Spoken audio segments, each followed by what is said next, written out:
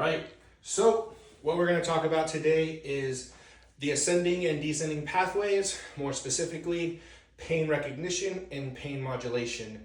We're going to go in a sequential manner to kind of simplify things. We will omit some details because there's a lot that actually goes into this. I don't want to make it too sciencey, so I will try to simplify it without not doing it justice as possible. So when we're talking about pain, essentially we're talking about communication with the external environment, with the internal environment. Basically how our brain perceives that pain.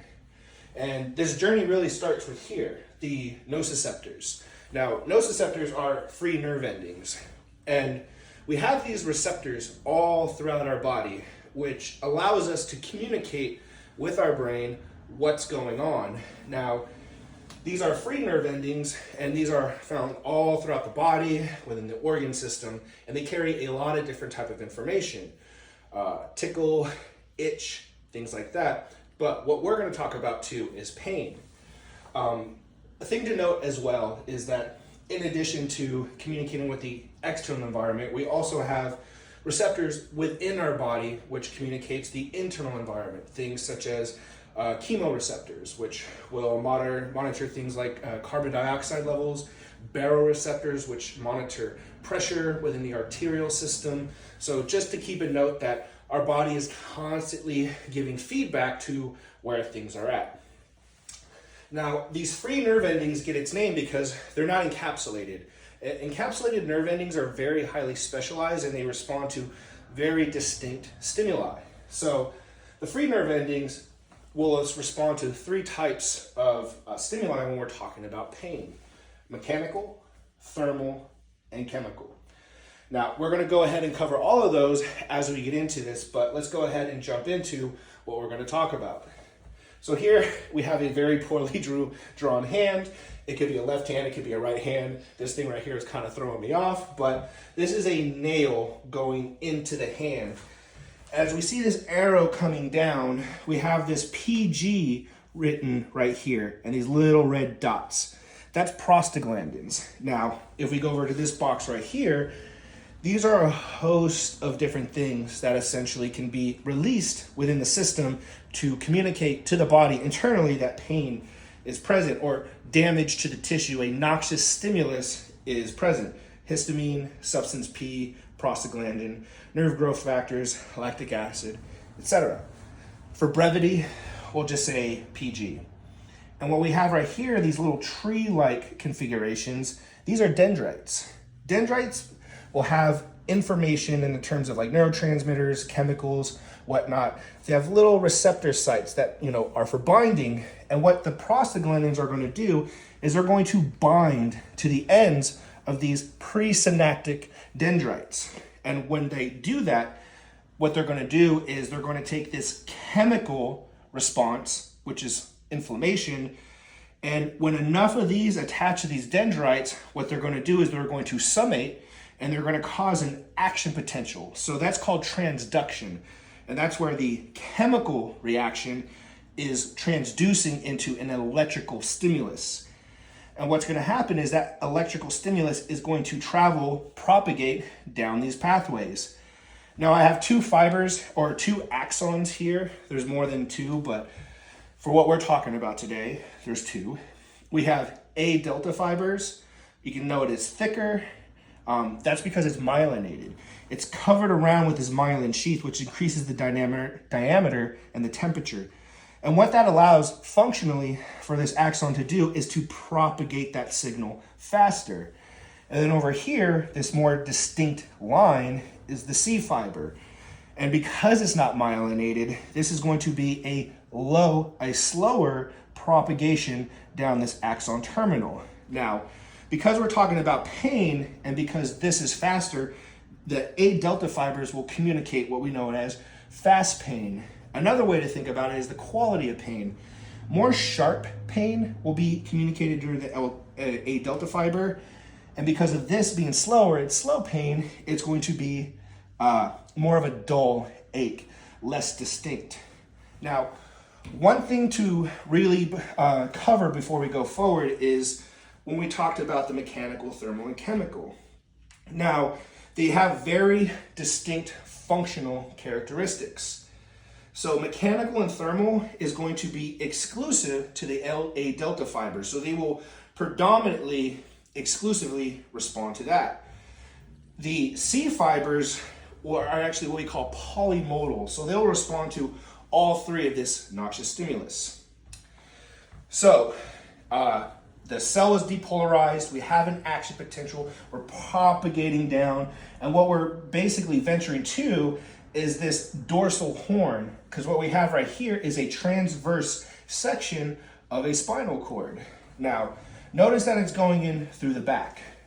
Functionally, sensory information will always go into the posterior dorsal aspect of the spinal cord. So, and this is what we would refer to as a first order neuron. It goes into this little posterior horn right here that we will call the substantia gelatinosa. We won't call it that, that's what it's called. And essentially this is called the gate. And this is where the first order neuron comes into contact with the second order neuron in the spinal cord. Now, we'll come back to this when we get to pain modulation, but there is a host of different stimulus coming into this dorsal horn, some excitatory, some inhibitory. If we do some presynaptic math and we get more excitatory, what's going to happen is we're going to get this second order neuron to depolarize and the signal will keep propagating. So substance P, which is what we have over here, there's other ones too, but for simplicity, substance P is essentially going to be released. It's going to attach onto the receptor sites on this second order neuron. And then once that signal propagates, it's going to do a process called desiccation. And that's where it crosses over to the other side of the spinal cord. Now this red line over here, this is a tract. And all throughout your spines, you have different type of tracts that carry very distinct information. Now the spinal thalamic tract carries sensory information from the free nerve endings. So it's not just going to communicate pain, it's going to communicate tickling, pressure, vibration, things like that. What's going to happen is it's going to ascend up the spinal cord through this tract. And then what it's going to do, it's going to essentially get to the last piece of the puzzle, which the second order neuron comes into contact with the third order neuron, which is in the CNS, like the highest part of the CNS. And where that's going to occur is this little black, distinct nodule right here in the center of this cross section of the brain, the thalamus.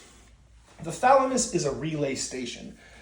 When information comes in, it'll essentially sort through that information and send it where it needs to go. So once that information gets here, the thalamus will communicate which part of the cortex does this need to go, if it gets that far. So that is first order, second order, third order neuron. Now if we come up here, I think it's important because now we're in the brain section. We moved up the spinal cord, now we're in the brain section. This is a very poorly drawn spinal thalamic tract, but you notice how I have three different arrows coming here. Now, one is going to go to this little area that we call right here, and then they're going to go to other parts of the brain too as well, because pain is an experience. It's not a singular, isolated, physical anomaly. It's going to go to places like the amygdala, the hippocampus, to have effects on things like memory, emotional responses, so on and so forth. But for simplicity, it's coming up to this little area right here, which what we'll call the primary somatosensory cortex. So we see like this feet, this hand, this face, these lips, this little jaw right here. This essentially are the parts of the brain that are very communicated with the distal part of the body, with these segments of the body, pretty much. So if there's something going on with the lips, it's going to come to this part of the somatosensory cortex. If there's something going on with the hands, it's going to come to this part of the somatosensory cortex. So there's very dedicated parts of the brain that are going to be responsible for sensory information coming in, going, basically down to the rest of the body. So if there's any damage to any of these areas, we can have obviously alterations in sensorial experiences that reflect these specific areas. in a nutshell, that is pain recognition of how we're going from the painful stimulus all the way to the brain. Now we're going to get into pain modulation. And we're actually going to come back to this part too, the gait, when we get into that point. All right.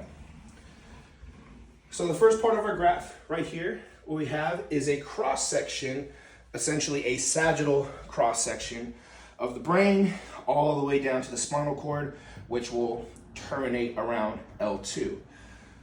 So what we have here is a somatosensory, cortex, and this little distinct part right here is the midbrain.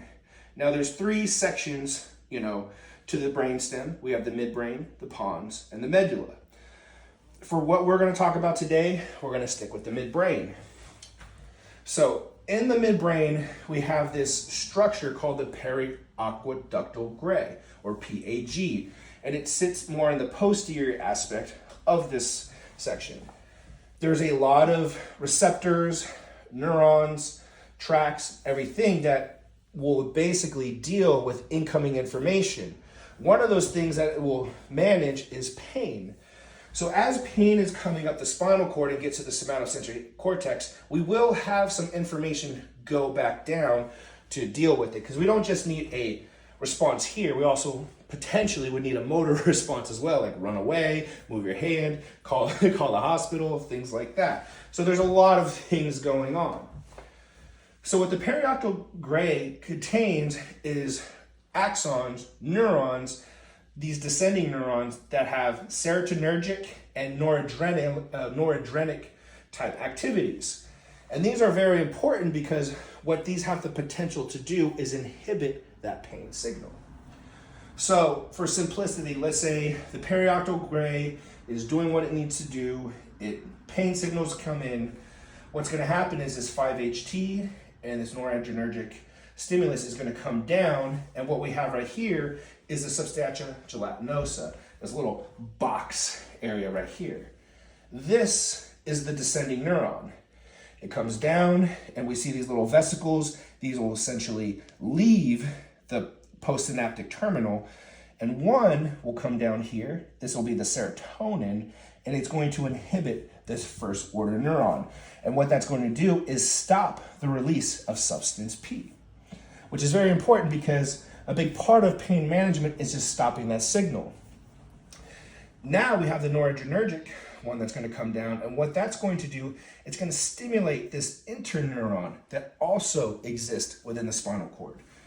And what that's going to release is enkephalins, which has an opioid-like effect on the body.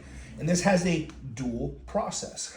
Number one, it's going to do the same thing the serotonin is going to do. It's going to inhibit this first order neuron. Secondly, it's going to go to this second order neuron, inhibit it, essentially keeping it from depolarizing so a signal never actually gets sent to the brain. And what this is going to cause is going to cause analgesia, or pain sensation within the spinal cord.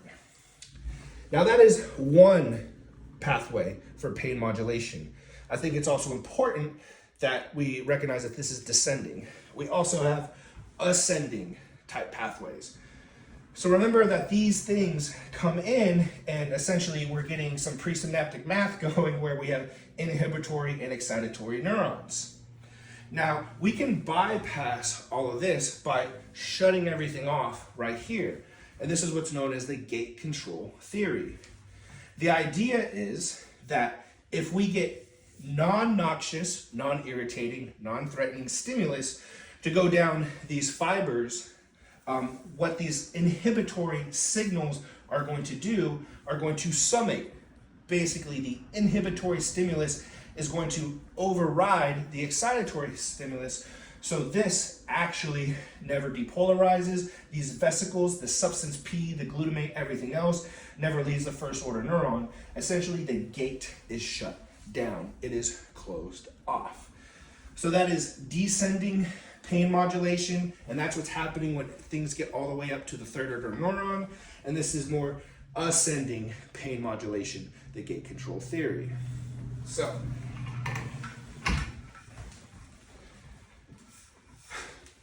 It all starts with how we communicate with the body, everything from the stimulus to the fibers to how it goes up through the spinal cord and everything back down. And that is essentially pain recognition and pain modulation. Thank you for watching. Hopefully it was simple, and have a good day.